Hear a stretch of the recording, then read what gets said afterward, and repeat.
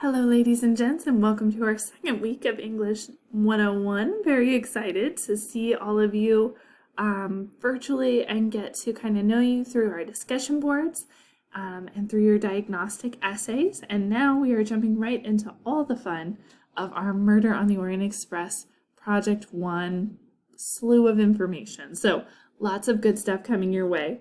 Before we get into that, though, I do want to do a little note on the time diagnostic essay.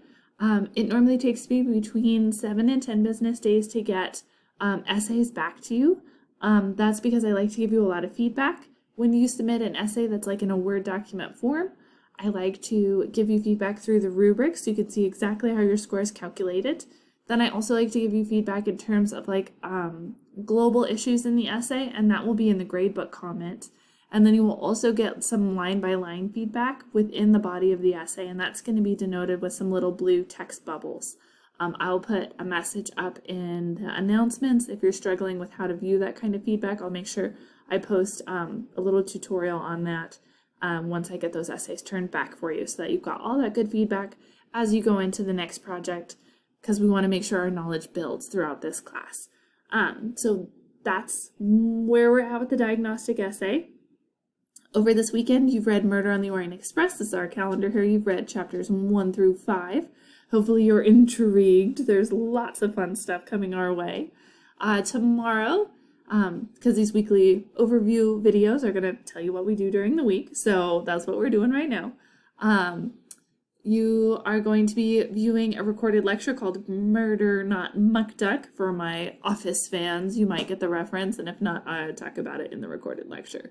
So you're going to be watching that on Monday. That's going to give you a nice overview of the genre that we're working in, a little bit more about academic writing in that genre, and a little bit more about the specifics of the novel. So lots of really good things in that lecture.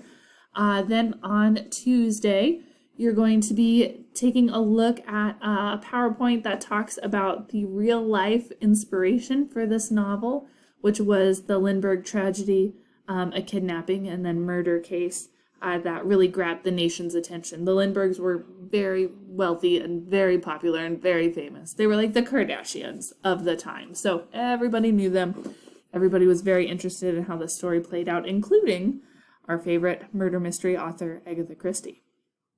So you're going to be watching that, and then you're going to be answering questions about your reading in chapters 1 through 5. So if you haven't gotten it done yet, make sure it's done by Tuesday, because you've got to do some work with that. So make sure that you answer those questions in their entirety. Then you are going to be watching Close Reading Strategies. That's another recorded lecture, parts 1 and 2. Cumulatively, it's about 30 minutes, so plan for that. Really, really helpful stuff as you're reading through Agatha Christie's novel. How to read it carefully and read it well so that you can get all the good stuff out of it before we start writing our essay. Then on Thursday, you're going to be viewing another recorded lecture, Murder Mystery Tropes, because Agatha Christie was one of the most prolific and amazing murder mystery writers ever, and it turns out that she inspired pretty much every murder mystery author that came after her.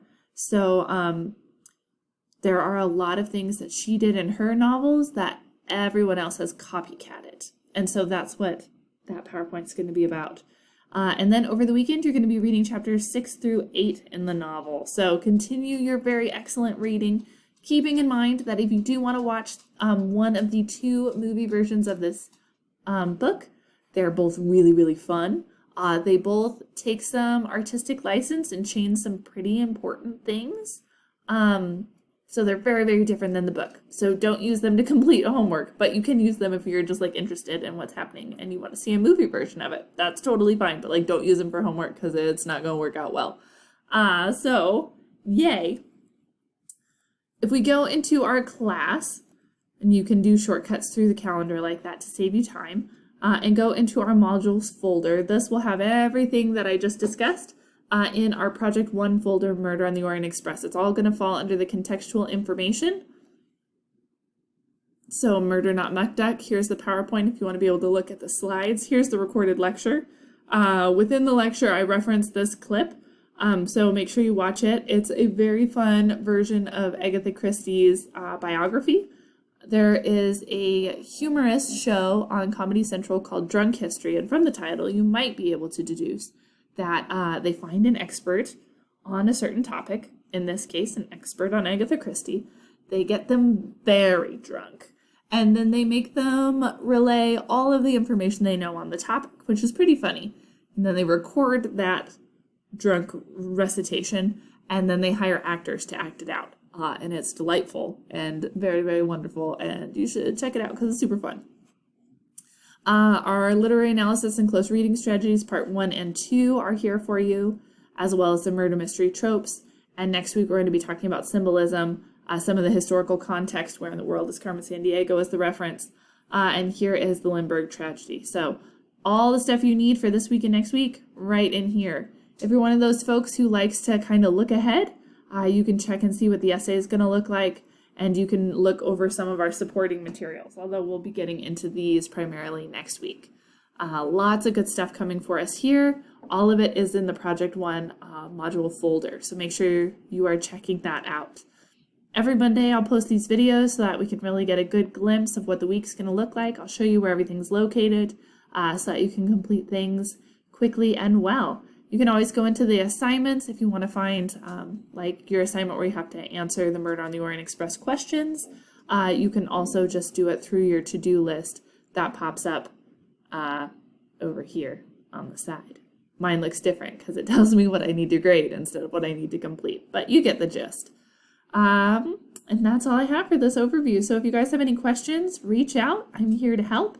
Otherwise, have a great week, and I look forward to seeing your responses to the questions and seeing what you thought of the first 5 chapters of the novel. Have a good one, guys.